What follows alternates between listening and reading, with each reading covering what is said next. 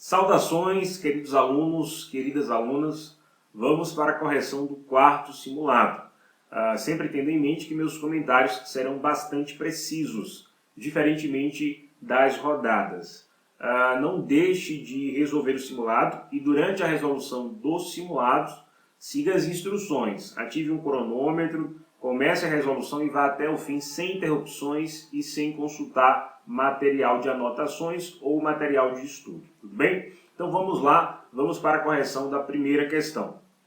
Na sala onde eu estou gravando esta aula, esta videoaula, eu estou em um primeiro andar próximo à cidade, tem vários passarinhos aqui. Então se vocês ouvirem aí o som de um passarinho no fundo do vídeo, simplesmente ignorem, tá bom?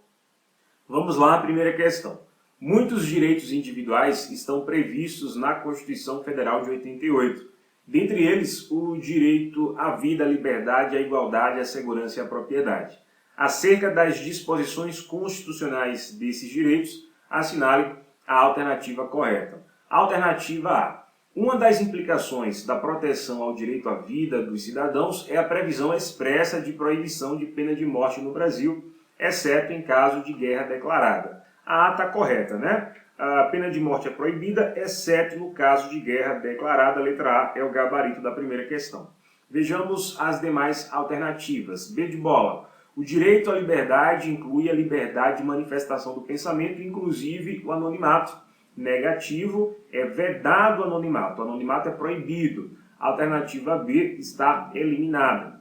Alternativa C. Uma das manifestações do direito à liberdade é a previsão de que homens e mulheres são iguais em direitos e obrigações, o que manifesta a igualdade apenas formal prevista na Constituição Federal. A C está errada. Sabemos que o inciso 1º do artigo 5º deve ser interpretado com ressalvas, né? Considerando aí a perspectiva da igualdade material, não apenas a igualdade formal. Lembrando que na igualdade formal, a lei é aplicada sem considerar as diferenças existentes na sociedade. Já a igualdade material, em busca da igualdade real, da igualdade concreta, considera as diferenças existentes na sociedade em virtude de vários fatores, fatores biológicos, fatores sociais, fatores econômicos ou mesmo fatores históricos. A C está errada. D. A casa é asilo inviolável do indivíduo, ninguém nela podendo penetrar sem consentimento do morador. Salvo em caso de flagrante delito ou desastre ou para prestar socorro durante o dia ou a noite por determinação judicial. Se é ordem judicial, somente no horário diurno. A D está eliminada.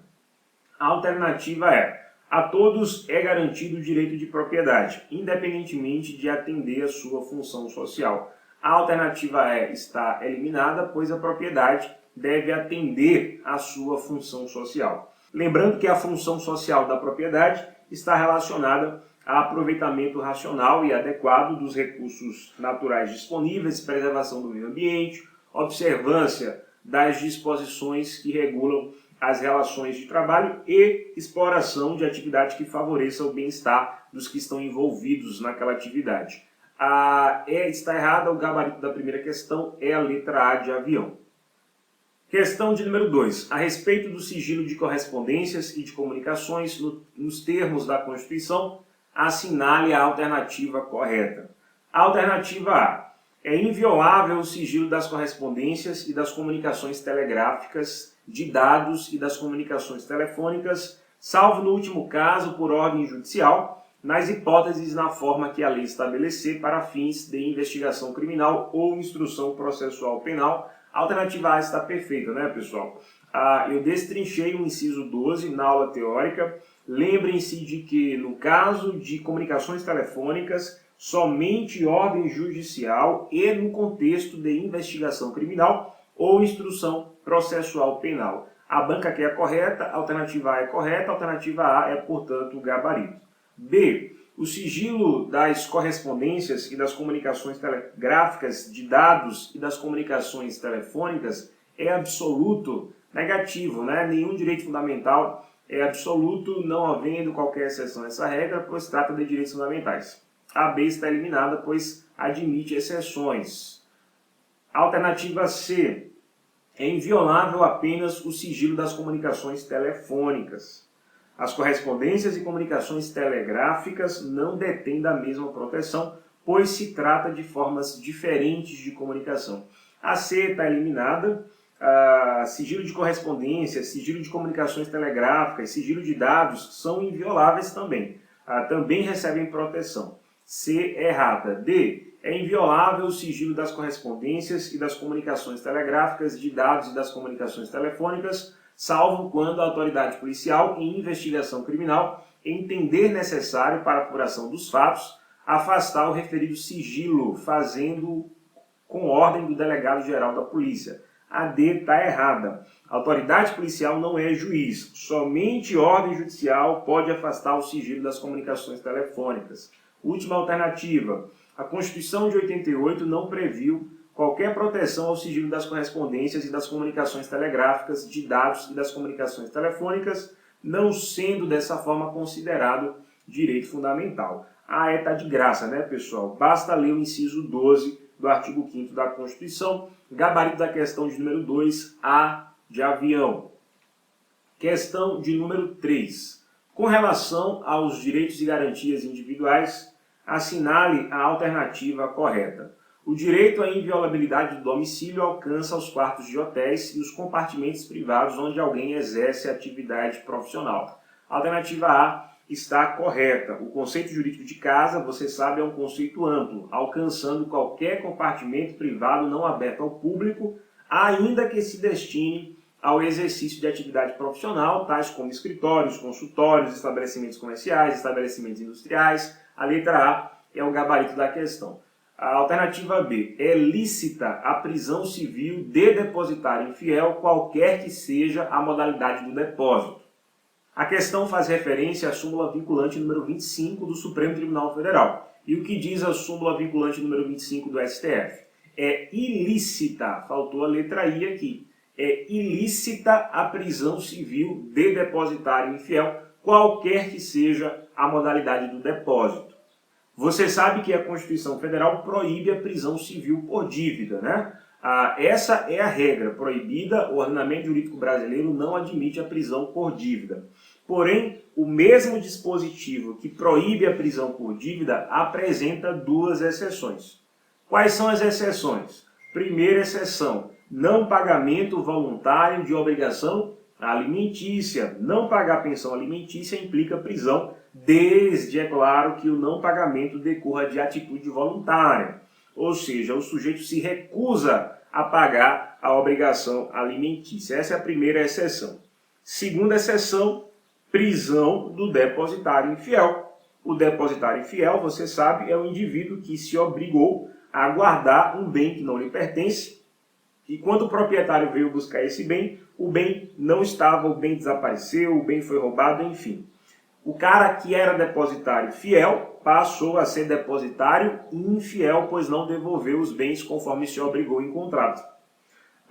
O problema é que o Brasil é signatário do Pacto de São José da Costa Rica, que foi incorporado em nosso ordenamento jurídico como norma supralegal. Na teoria geral, eu expliquei para vocês que tratados internacionais de direitos humanos não aprovados pelo rito das emendas fica no nível supralegal. E toda normatividade infraconstitucional deve obediência ao nível supralegal. O Pacto de São José da Costa Rica proíbe a prisão do depositário infiel. Portanto, atualmente não existe no nosso ordenamento jurídico a possibilidade da prisão do depositário infiel. Por isso, a súmula vinculante número 25 do Supremo Tribunal Federal. É ilícita a prisão civil de depositário infiel, qualquer que seja a modalidade do depósito. Eu chamo a atenção de vocês para o seguinte: se a banca copiar e colar o inciso 67 da Constituição, do artigo 5º da Constituição, você vai considerar correto, até porque a norma supralegal não revoga a norma constitucional em respeito à hierarquia das normas. O que a norma supralegal faz é proibir que qualquer lei ordinária, que qualquer lei complementar, enfim, que qualquer ato normativo infraconstitucional seja editado admitindo a prisão do depositário infiel. Se a banca copiar e colar o inciso 67, da Constituição, você vai considerar correto. Mas se a banca fizer uma questão mais elaborada, como essa que aparece aí na sua tela, é necessário que você tenha entendimento da súmula do Supremo Tribunal Federal, da jurisprudência do Supremo Tribunal Federal, tudo bem? Então, a B está eliminada. Alternativa C. A interceptação telefônica é uma medida reservada à competência da autoridade policial e ou do Ministério Público. Pessoal, somente ordem judicial pode afastar o sigilo das comunicações telefônicas. E não é em qualquer caso, somente nos casos de investigação criminal ou instrução processual penal. Todos esses conceitos foram trabalhados em aula. A autoridade policial, Ministério Público, CPI não podem afastar o sigilo das comunicações telefônicas. A CPI pode quebrar o sigilo de dados, mas interceptar a comunicação telefônica não. A C está errada, vejamos a D. É livre o exercício de qualquer profissão, independentemente de qualquer restrição legal. Sabemos que a regra é a liberdade de profissão, porém, se a atividade contiver potencial lesivo à sociedade, poderá sim sofrer restrições, submetendo-se aos condicionamentos legais. Última alternativa. Os tratados e as convenções internacionais de direitos humanos são equivalentes às emendas constitucionais. Não. Em se tratando de tratados e convenções internacionais de direitos humanos, estes podem se situar no nível constitucional ou no nível supralegal. Os tratados e as convenções internacionais de direitos humanos serão equivalentes às emendas constitucionais se e somente se forem aprovados pelo procedimento das emendas. Qual é o procedimento das emendas? 3/5 em 2 turnos nas 2 casas do Congresso Nacional. Gabarito da questão de número 3, A de avião. Questão de número 4. Acerca dos princípios, direitos e garantias fundamentais previstos na Constituição Federal, assinale a opção correta. Alternativa A. Conforme entendimento do STF, o direito fundamental à liberdade de pensamento e de livre expressão de atividade intelectual, independentemente de censura, deve ser interpretado à luz do mandamento constitucional que prevê a preservação da vida e da imagem da pessoa, de modo a ser exigível o consentimento do interessado no caso de publicação de biografia que possa causar sério agravo à intimidade. A alternativa A está errada, né, pessoal? Vimos que o Supremo decidiu que a publicação de biografia independe do consentimento do biografado. Se o biógrafo violar a honra ou a imagem do artista, nada impede que o artista busque a reparação do dano na via judicial. Agora, tenha em mente que, para publicar a biografia, o autor não precisa de autorização, não precisa de consentimento de ninguém, tá? A alternativa A está errada. B. É assegurado o direito de resposta proporcional ao agravo, além da indenização por dano material, não comportando, no entanto, indenização por dano moral ou à imagem. A B está errada.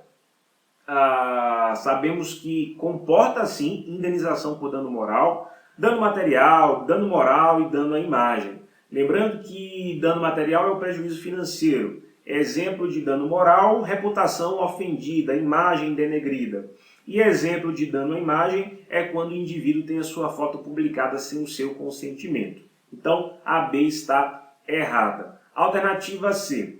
Ao julgar a ação direta de inconstitucionalidade em face da Lei de Biossegurança, o Supremo firmou entendimento acerca do descabimento de pesquisa com células-tronco embrionárias como decorrência do direito à vida. A C está errada. De acordo com o Supremo, inclusive foi um julgamento bastante polêmico, a Lei de Biossegurança, a qual regulamentou as pesquisas com células-tronco embrionárias, não violam o direito à vida. Discutimos esses conceitos no módulo teórico.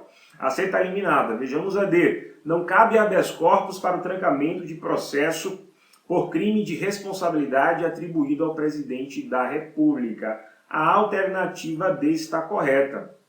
O crime de responsabilidade implica perda da função pública, não implica prisão. Se não implica prisão, não implica violação ou ameaça à liberdade de locomoção, né? Então não cabe habeas corpus. Não implica prisão, nem ameaça à liberdade de locomoção. A D é o nosso gabarito. Só cabe habeas corpus se a liberdade de locomoção estiver sob ameaça ou estiver sendo violada. A alternativa D está correta. Basta lembrar da Dilma Rousseff, né, pessoal? A Dilma Rousseff sofreu impeachment, nem por isso foi presa, como não deveria ser, pois processos de impeachment julgam crimes de responsabilidades e não resultam em prisão.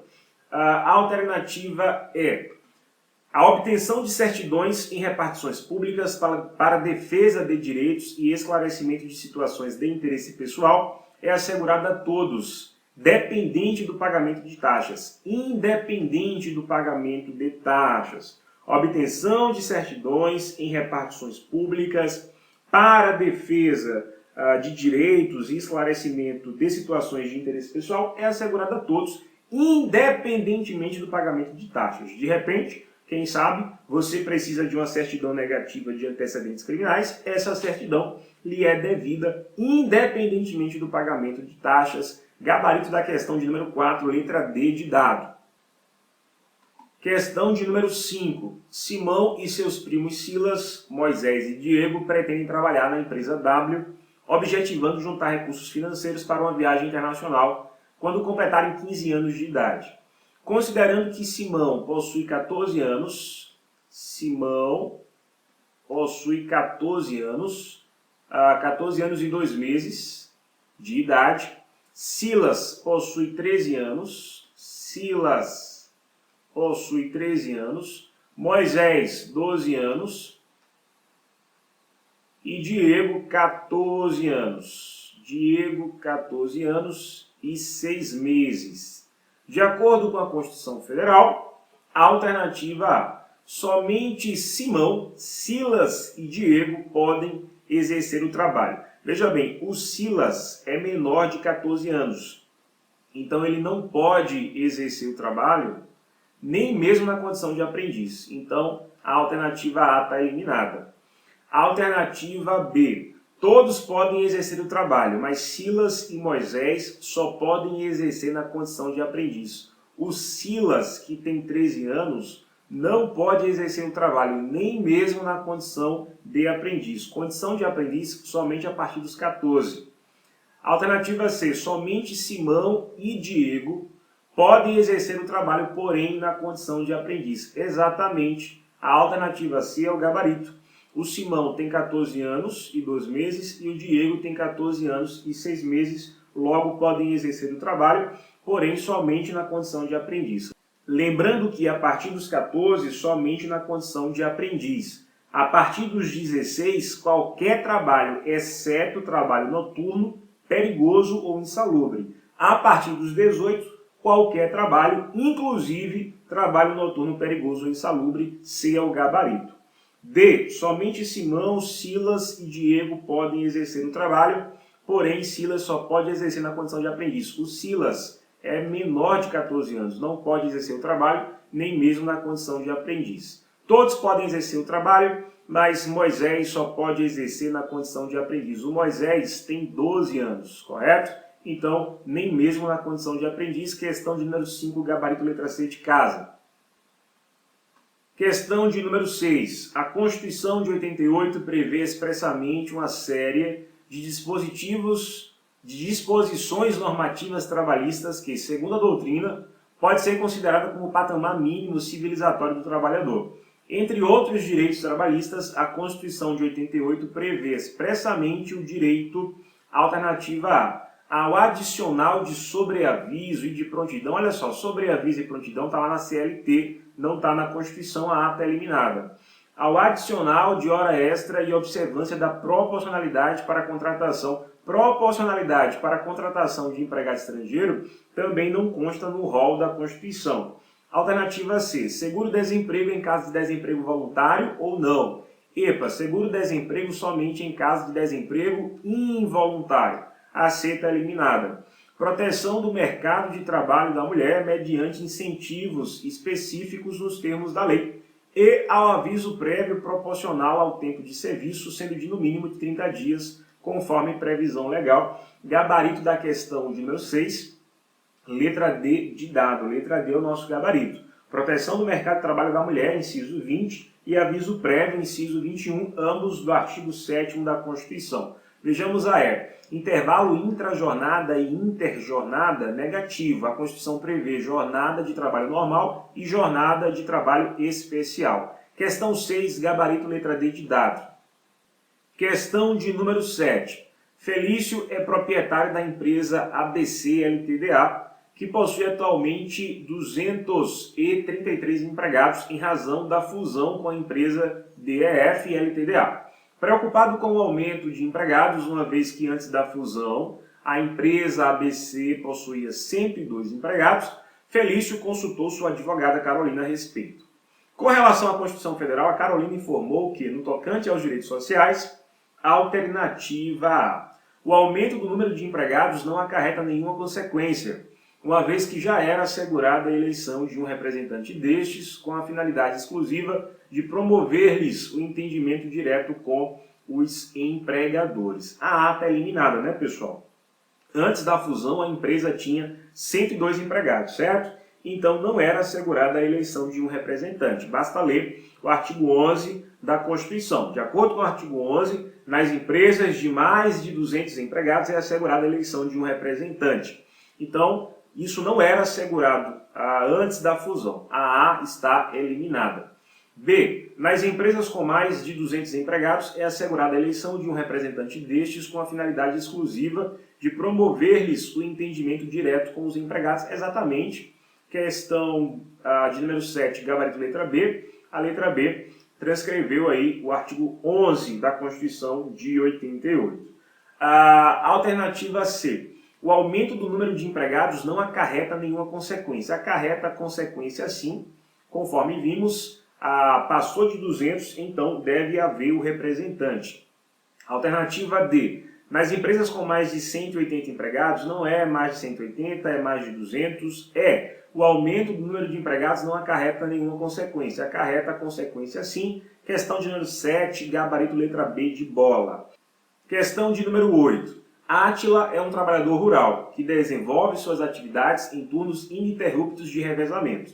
Sua esposa, Domitila, que é professora em escola particular, acaba de dar à luz ao primeiro filho do casal. De acordo com a Constituição, Átila tem direito a alternativa A. Jornada de 6 horas, salvo negociação coletiva, e Domitila a licença gestante sem prejuízo do emprego e do salário com duração de 120 dias. A alternativa A está correta. Se o Átila trabalha em turnos ininterruptos de revezamento, tem direito à jornada de trabalho especial. A Domitila, que acaba de dar luz ao primeiro filho, tem direito à licença gestante. Lembre-se de que a licença gestante tem duração de 120 dias. Muito bem, a alternativa A está correta, é o nosso gabarito.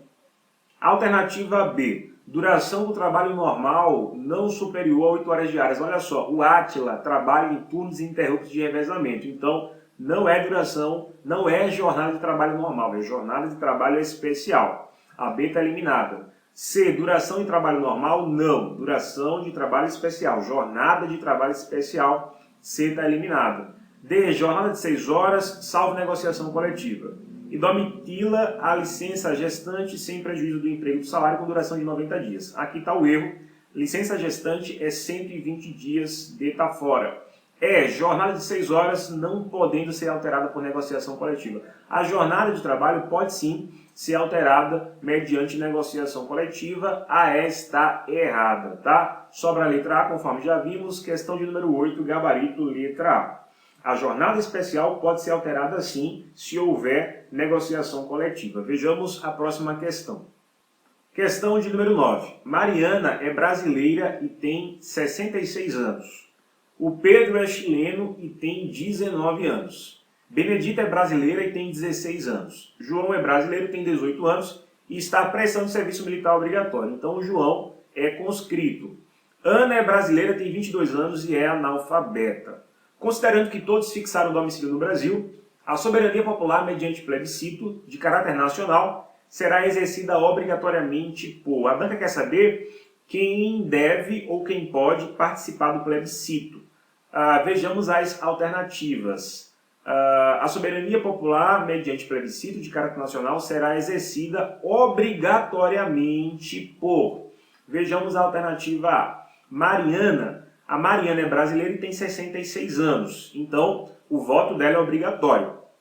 Não seria obrigatório se tivesse mais de 70. Mariana está correta, ela deve participar obrigatoriamente. Facultativamente por Benedita e Ana, olha, a Benedita é brasileira e tem 16 anos, logo o voto é facultativo. A Ana tem 22, é de maior, porém é analfabeta. Se é analfabeta, também é facultativo. Então até aqui a A está correta. O voto para a Benedita e para a Ana é facultativo. Não podendo exercer a soberania, Pedro e João. O Pedro é estrangeiro, então de fato ele não pode. E o João é brasileiro, tem 18 anos, é conscrito. João é conscrito. Então nem João nem Pedro pode. A alternativa A é o gabarito da questão de número 9. Vejamos as demais alternativas.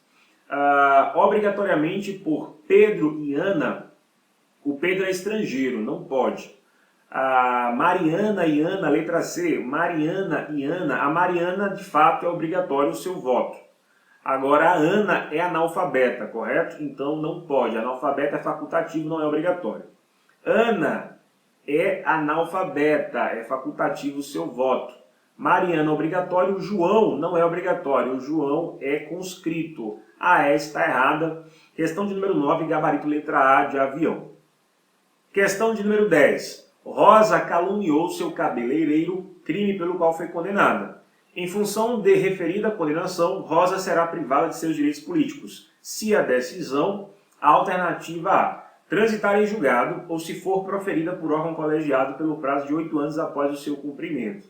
Olha, se a condenação criminal transitar em julgado, Rosa terá seus direitos políticos suspensos e ponto final. Basta o trânsito em julgado. A A está errada. Os direitos políticos estarão suspensos enquanto durarem os efeitos da sentença penal condenatória. O prazo de suspensão será determinado pela sentença a cada crime a ser decidido. Então, a A está eliminada. B. Transitar em julgado ou for proferida por órgão colegiado pelo prazo de 4 anos, negativo, basta transitar em julgado a sentença e os direitos políticos serão suspensos pelo tempo que durar os efeitos da sentença penal condenatória. B está errada. C. Transitar em julgado desde a sua condenação até o transcurso do prazo de 8 anos, negativo. A C está errada pelos mesmos motivos do erro das anteriores. D. For proferida por órgão colegiado enquanto durarem seus efeitos até o transcurso do prazo de 8 anos. Negativo, mesmo erro das anteriores. Transitar em julgado enquanto durarem os seus efeitos. Gabarito, letra E de escola. Questão de número 11. Considere as seguintes situações hipotéticas. Primeira assertiva. Richard é inglês, naturalizado brasileiro, tem 40 anos de idade. Moisés, brasileiro nato, 33 anos. Sara, brasileira nata, 28 anos. Rodrigo, brasileiro nato, 20 anos de idade. Nos termos preconizados pela Constituição, presentes os demais requisitos legais, poderão se candidatar ao cargo de deputado federal. Bem, quem pode se candidatar ao cargo de deputado federal? Lembrando que o cargo de deputado federal é exige 21 anos para ser exercido, correto? Então, quem não tiver 21 anos fica fora. O Richard é brasileiro, tem 40, o Richard vai. Richard pode. Moisés, brasileiro nato, tem 33, ok. Sara, nata, brasileira, 28 anos, ok. O Rodrigo, brasileiro nato, tem 20 anos. 20 anos não pode exercer o cargo de deputado federal. A quarta assertiva está errada. Olhando para as alternativas, encontramos a alternativa Richard, Moisés e Sara apenas. Gabarito letra D de dado. Richard, Moisés e Sara somente podem exercer o cargo de deputado federal. Olha, deixe-me fazer uma observação, eu faço questão de fazer essa observação.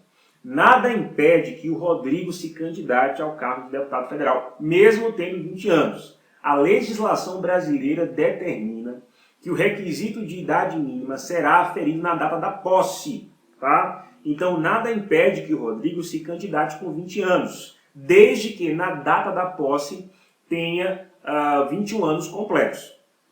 Mas as bancas, em geral, ignoram a legislação eleitoral. Se você ler o parágrafo 3º do artigo 14, você vai encontrar o seguinte: são condições de elegibilidade na forma da lei, ou seja, legislação não pode ser ignorada, tá? Mas em geral as bancas ignoram a legislação sim. Então, preste atenção, se a sua banca afirmar, por exemplo, que pessoas com 20 anos não podem se candidatar ao cargo de deputado, você vai ter que considerar essa afirmação correta, porque as bancas simplesmente ignoram a legislação eleitoral. Basta analisar as questões de direitos políticos e concluir que esse é o melhor caminho. Então, na hora de resolver a questão, você não vai brigar com a banca.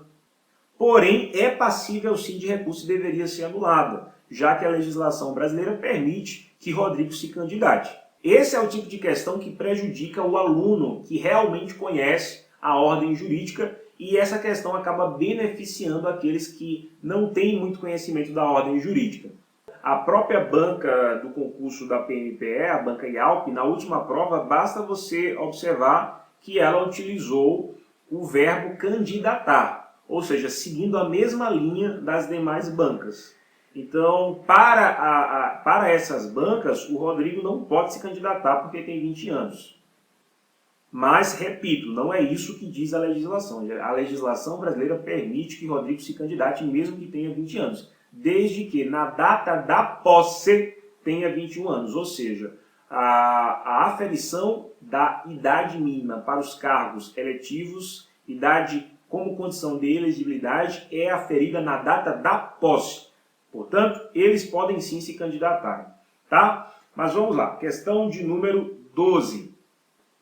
Segundo a disciplina constitucional dos direitos políticos, os conscritos não podem exercer a cidadania ativa. A cidadania ativa é a capacidade eleitoral ativa, o direito de votar. Os conscritos não podem exercer a cidadania ativa. Exatamente, está correto. Os conscritos não podem votar. A questão 12, gabarito letra A, né, pessoal? Então vejamos as demais alternativas. Os militares da ativa não podem exercer a cidadania passiva. A B está errada. Se o militar é alistável, então ele pode se eleger, ok? A B está errada. Os analfabetos não podem exercer a cidadania ativa. Os analfabetos podem votar, pessoal? Podem sim. A questão é que, para eles, o voto é facultativo, não é uma obrigatoriedade, mas podem votar sim. Os analfabetos são alistáveis. D. Aos jovens entre 16 e 18 anos é facultativo o exercício da cidadania passiva. Olha, é facultativo o exercício da cidadania ativa. Os jovens entre 16 e 18 anos podem votar, se assim desejarem, mas não podem se candidatar. A D está errada. Somente aos 30 anos o brasileiro atinge a cidadania plena. A cidadania plena é a dupla capacidade, a capacidade ativa e capacidade passiva. A E está errada. Gabarito da questão de número 12, letra A de avião. Questão de número 13. Pedro nasceu na Itália no período em que seu pai, de nacionalidade brasileira, ali residia em caráter permanente. Então, Pedro é filho de pai brasileiro, nasceu na Itália. À luz da sistemática constitucional, é correto afirmar que Pedro, a alternativa A, será cidadão brasileiro caso venha residir no território brasileiro e opte por esta nacionalidade até os 18 anos. A faz referência à nacionalidade potestativa. O indivíduo nasce no estrangeiro, é filho de pai brasileiro ou mãe brasileira, não é registrado em repartição brasileira competente lá no exterior, vem residir no Brasil e após atingir a maioridade, que no Brasil atualmente se dá a partir dos 18, opta pela nacionalidade brasileira e será brasileiro nato. Então não é até os 18 anos, mas sim após atingir a maioridade. A está errada. B. É considerado cidadão brasileiro caso tenha sido registrado na repartição brasileira competente. Olha só, o correto a afirmar é o seguinte, é considerado nacional brasileiro, caso tenha sido registrado na repartição brasileira competente, já que, conforme vimos, inclusive no simulado anterior, cidadania não é sinônimo de nacionalidade. Vamos deixar essa alternativa B aqui em observação. A alternativa C. Será cidadão brasileiro caso a sua mãe também tenha a nacionalidade brasileira. Olha só, basta que um dos pais seja brasileiro, tá? Não há necessidade de que ambos os pais sejam brasileiros para que o indivíduo seja brasileiro. Então, a C está eliminada, ok? D. Somente será nacional brasileiro caso requeira a sua naturalização. Para ser brasileiro, basta se registrar na repartição brasileira competente lá no exterior, como por exemplo o consulado brasileiro, se lá tiver. Não registrando ou não encontrando repartição brasileira lá no exterior, ao residir no Brasil, vindo residir no Brasil, poderá optar pela nacionalidade brasileira e será brasileiro nato. Então, a D está errada, não há o que se falar em naturalização. Naturalização é nacionalidade secundária. É considerado cidadão brasileiro? Não. Para ser cidadão brasileiro, é necessário estar em dia com as obrigações eleitorais, né? Título de eleitor, capacidade eleitoral ativa. Conforme já vimos, o Brasil, a ordem jurídica brasileira, adota o conceito estrito de cidadania. É cidadão quem está em pleno exercício dos seus direitos políticos. A E está eliminada. Bem, sobrou a letra B. Evidentemente que a banca está usando o termo cidadão como sinônimo de nacionalidade, o que é um equívoco. Isso é um equívoco. Se você voltar no simulado anterior, simulado de número 3, você vai encontrar uma questão da mesma banca e a banca faz a distinção entre cidadania e nacionalidade. Inclusive, no simulado de número 5, também há uma questão da mesma banca fazendo a distinção entre cidadania e nacionalidade, enfatizando que nacionalidade não é sinônimo de cidadania. Mas aí vem aquela pergunta, professor, o que fazer na hora da prova? Olha só, eu posso dizer o que eu faria na hora da prova, tá? Primeiro, eu eliminaria as questões absurdas, tá? Em segunda atitude, em um segundo momento, eu simplesmente aplicaria o conceito jurídico de cidadão. A legislação brasileira adota o conceito estrito de cidadania, como já afirmei. Para comprovar a cidadania, é exigida a apresentação de título eleitor. Por exemplo, na ação popular, a Constituição diz que qualquer cidadão tem legitimidade para impetrar a ação popular. Então, veja, não é qualquer pessoa, tá? Não é qualquer nacional, é qualquer cidadão. E quando você vai olhar a lei que regula o dispositivo, a lei diz o seguinte: o indivíduo que for propor a ação popular deve apresentar o título de eleitor para comprovar a cidadania. Então, há vários dispositivos na ordem jurídica, considerando aqui uma análise sistemática da ordem jurídica, para constatar que a ordem jurídica brasileira adota o conceito estrito de cidadania. Então, eu optaria pelo conceito de cidadania em sentido estrito. Além do que, as bancas adotam o conceito de cidadania em sentido estrito. Então, a própria FGV que está fazendo essa questão adota o conceito de cidadania em sentido estrito. Por esses motivos, não há dúvidas de que a questão deveria ser anulada, tá? Vamos para a questão de número 14. Caio, brasileiro nato, é jogador de futebol profissional e foi contratado para jogar por um grande clube estrangeiro, cuja legislação o país impõe a naturalização de Caio como condição para a permanência em seu território. E como queria continuar jogando nesse time, procedeu à naturalização. Então veja, a naturalização de país estrangeiro foi imposta, tá? Foi imposta como condição para a permanência naquele território. Então o Caio não poderá perder a nacionalidade brasileira. Indo direto ao ponto, a alternativa é, né? Não perderá a nacionalidade brasileira. Questão de número 14, gabarito, letra E de escola.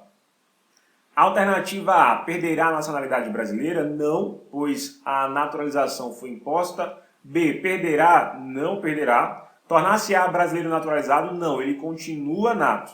Não perderá a nacionalidade brasileira apenas se comprovar que mantém vínculos com o Brasil, visitando periodicamente. A manutenção da nacionalidade brasileira por Caio independe de sua visita periódica ao Brasil. Ele continua sendo nato e ponto final. De errada, questão 14, gabarito letra E. Questão de número 15, a última questão desse simulado. O regime constitucional dos partidos políticos, alternativa A, permite a criação de cláusula de desempenho relacionada com a gradação dos votos obtidos pela agremiação, que repercuta em seu funcionamento parlamentar. Correto, né, pessoal? A emenda constitucional estabeleceu, tornou legítima a cláusula de desempenho. Já comentamos a emenda constitucional 97, eu destrinchei a emenda constitucional 97, não há necessidade de reproduzir os mesmos comentários aqui. A A está correta. B, é assegurada, ou melhor, assegura a participação nas eleições após a aquisição de sua personalidade jurídica, o que se dá mediante registro no Tribunal Superior Eleitoral. A B está errada. A aquisição de personalidade jurídica se dá no registro em cartório, não é no TSE. Adquire personalidade jurídica em cartório, conforme determina a legislação civil, depois registra o estatuto no TSE. Então a B está errada. C. Possibilita a formação de agremiações com caráter regional. Negativo. Partido político necessariamente caráter nacional. D. Incentiva a internacionalização das agremiações, que podem buscar financiamento para suas campanhas juntos. Está errado, né, pessoal? O partido político necessariamente possui caráter nacional, sequer poderá buscar financiamento para as campanhas mediante acordos com organismos estrangeiros. O partido político não pode ser subvencionado por organismos estrangeiros. A D está eliminada, a C também. Autoriza a formação de coligações partidárias que precisam guardar vínculo entre as candidaturas em nível nacional, estadual, distrital, municipal. A E está errada. Já vimos que a Emenda Constitucional 52 de 2006 eliminou a obrigatoriedade de verticalização entre as candidaturas, né? Conceito já discutido. A letra E errada, sobra a letra A, gabarito letra A. Questão de número 15, terminamos a correção do quarto simulado. Espero que você tenha se saído bem. Qualquer dúvida, entre em contato. Abraços!